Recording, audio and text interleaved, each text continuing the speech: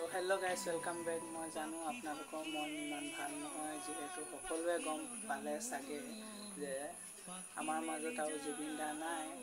যিহেতু জুবিন দা গৈছিলে ছিংগাপুৰলৈ এটা নৰ্থ ইষ্ট ফেষ্টিভেলত পাৰ্টিচিপেট কৰিবলৈ। যিহেতু তেওঁ ছিংগাপুৰত থাকোঁতে তেওঁৰ মন গ'ল চাগে স্কুবা ডাইভিং কৰিবলৈ। চ' স্কুবা ডাইভিং কৰিব যাওঁতেই এটা ডাঙৰ অঘটন ঘটিল।